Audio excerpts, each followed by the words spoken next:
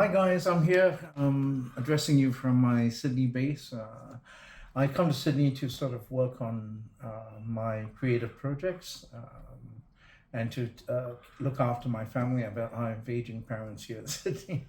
Anyway, I actually, when I'm here in Sydney, there is part of me that, believe it or not, misses Singapore.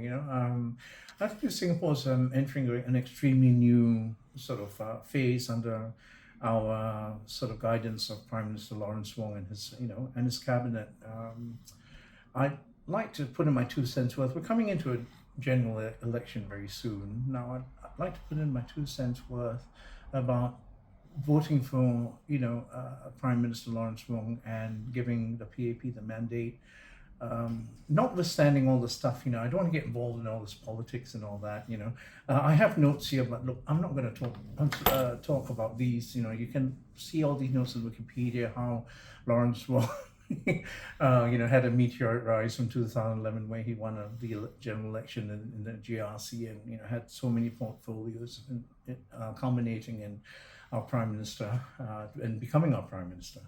Now, I'd just like to say that ever since he took over, I've always got a sense that he has a tremendous amount of heart and soul, and that he cares so much about the well-being of Singaporeans and Singapore in general, and bringing it up as a country and nation.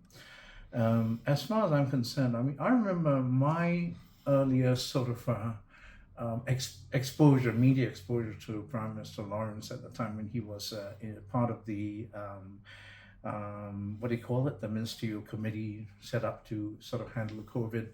And every time there was during the COVID period where we were one of the last countries to go to lockdown, if you guys can remember. Under prime ministers, under Lawrence Wong at that time, and the 4G ministers, Chan Chun Sing, and the others, they were really, like, you could see that they had actually come in, and Prime Minister Lawrence at that time was actually the one who made most of the announcements and spoke on behalf of the committee. Now, you saw a very serious side to him, and every time I saw him, I went, "Oh no, Lawrence is on TV again," But and because chances are he was going to impose certain sort of protective restrictions, to protect us from COVID. But at the same time, don't forget, I'd like to raise the fact that Singapore was one of the last few countries to lock down. Okay, that's the first thing. It always receives citizens right up to the last day of the lockdown. Okay.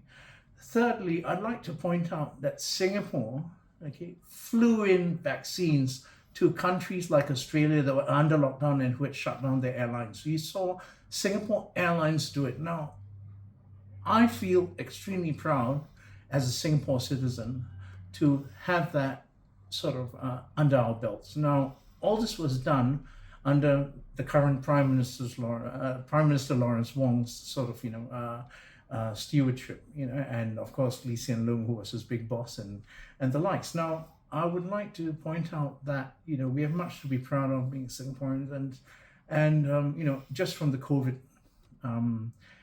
handling itself, and I'd also like to ask people to be more passionate about the country that we're becoming, especially under Prime Minister Lawrence Wong. And I actually, I'm as they call me, they call me an old fart here.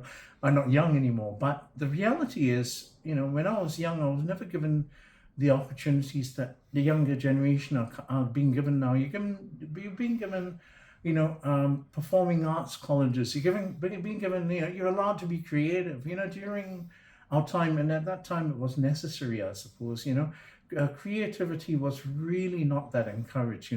But performing arts, now forget it. I remember when I expressed an interest in becoming an actor, dancer, and singer. My family asked me, "Why is it?" "Because you're stupid and can't study." That was so unfortunately, with that sort of thinking, I sort of pursued my creative interests in other countries like the UK and Australia now, where I studied. However, now when I come back to Singapore, all I see is this this change of of embracing people with all the different talents. You don't need to just have your science, mathematics, and second language, to be a good Singaporean. And I think this is in great credit to the thinking of our current ministers. Now, I'd like to bring another issue into point. The heart and soul of the ministers during the time of, of our PAP ministers, I just felt that they really felt for us. I'll never forget Deputy Prime Minister Heng Swee Keat choking back tears. I played that over and over again. I said, I remember telling my staff at that time, he's fighting back tears. He's fighting back genuine tears. He seemed to know what was coming. Obviously, politicians are given advance information. And I remember Deputy Prime Minister Heng was so amazing. He was overwhelmed. He's trying to say, look, we're going to open up the reserves, the special reserves. He's going to, get assign special signatories and open up special reserves that only meant for massive emergencies. Now, he was choking back tears. Now, I'd like to point something out about Singaporean, especially PAP members.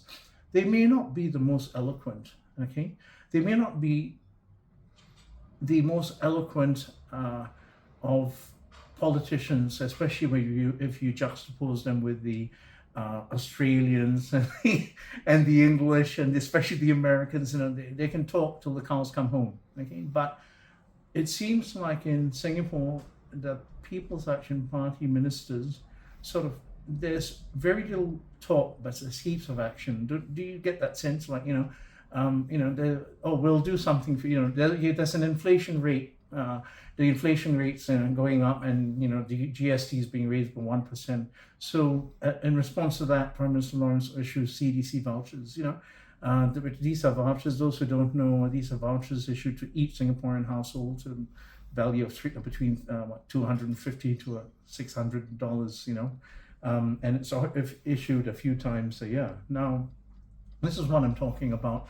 They're a very People's Action Party. They're a very action-oriented party, and that's why I'd like you as fellow Singaporeans to please consider, giving the PAP the mandate, and if they know that we voted them in based on our realization of their heart and soul, I believe that they will be more motivated to keep on doing the best by us, and as we will for them, I'm sure. Anyway, look after yourself, guys. I'll be there during election day. Take care.